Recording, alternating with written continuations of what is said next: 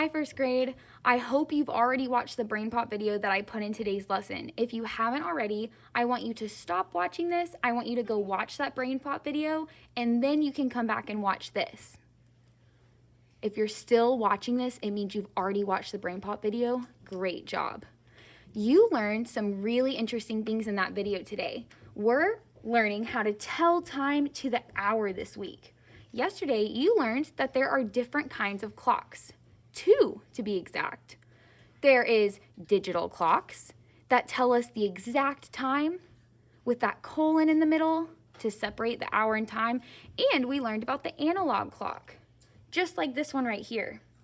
The analog clock is what we're going to be learning this week, how to be telling time to the hour. So it's important for us to know the different parts of an analog clock before we start telling time. In the lesson today, you learned 4 different parts of an analog clock. And the first part that you learned was that a clock has a face. Did you know that? A clock has a face? And it's not the kind of face that you and I have, with eyes and a nose and a mouth. The face of a clock is the front of it, where you see the numbers and the hands. That's called the face. We also learned that clocks have hands. And no, it's not like these hands that are sticking out from it. Hands on a clock are these arrows that are pointing to the numbers on the clock. That's what tells us what time it is. We learned that there are 2 hands we're learning about this week. The first one is red on my clock. And this red hand is the minute hand. It's longer than my blue hand over here. The minute hand is the longer one. And that helps me remember that because it's longer, there are more letters in the word minute.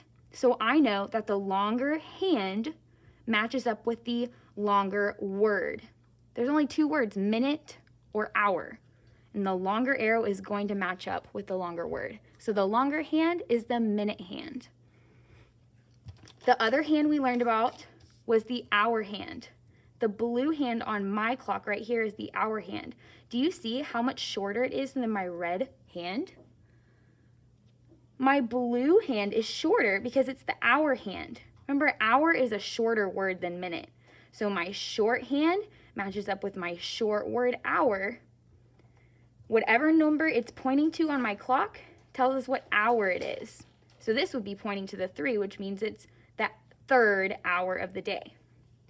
When we're telling someone what time it is, this clock says 3, but we don't say 3, we say 3 o'clock. It's spelled kind of funny, isn't it? I see a letter O, and then there's this little thing right here. Do you know what this is?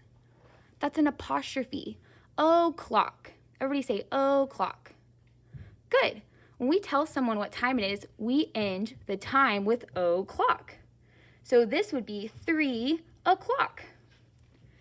Tomorrow, we're going to be starting to practice looking at a clock and figuring out what time it is to the hour.